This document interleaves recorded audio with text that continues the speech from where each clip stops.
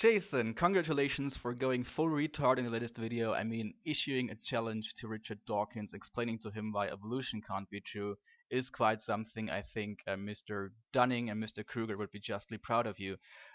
Problem is that out of your three arguments, two of them aren't even arguments. They're arguments from consequences, which is a logical fallacy, because showing that if something was true it would be horrible is not the same as showing that it can't be true or isn't true. So I'm not even sure whether I should go into these. I mean, free will, the funny thing is, you've been caught out on this so many times, people have explained to you so many times that you yourself can't account for free will because there's a conflict between human free will and divine omniscience. You admitted that this is just a mystery to you, and still you try to muster this in an attack against atheism. This is dishonest and stupid. I mean, I deny I have free will. I have no problem with denying that. And if you think that free will is a prerequisite for being human, then I'm just not human on your account, but your account is not better than anybody else's, because this is pure semantics. So big whoop. Same thing with objective morality. Actually, I made a video yesterday where I debunked your entire line of reasoning in this regard. I explained to you why your own theistic worldview can account for objective morality. So you have no business calling out atheists on the issue of objective morality. You have to show first that you can account for something before criticizing others for not being able to account for it. And again, so evolution apparently is not enough to guarantee some sense of objective value. I explained to you why this is not important, so why even make the argument? So the only thing you have left is your little chance argument, and the funny thing is, it really reveals your philosophical and scientific ineptitude better than anything I've heard from you yet, because you neither understand what evolution is, nor do you understand what chance is. Chance is a label we put on processes and events that we cannot predict very well.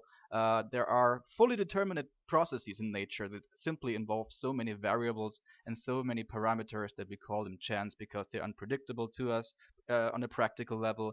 And it may well be that the molecular processes that play a role in biological evolution are chance processes of that sort and not chance processes of a fully indeterminate sort as we observe in quantum mechanics.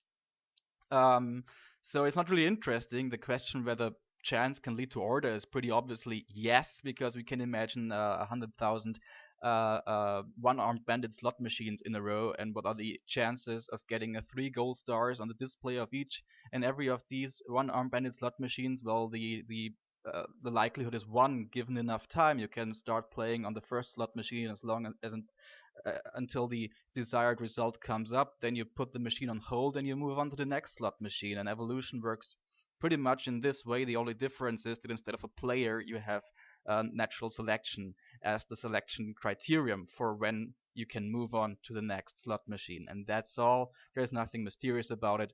And the rest of your argument is just inept because you don't understand that evolution is simply a prediction of biodiversity or an explanation of biodiversity. Richard Dawkins is a zoologist and biologist, so why would you bother him with cosmological questions and bring up dark matter and so forth, which is another concept you obviously don't understand.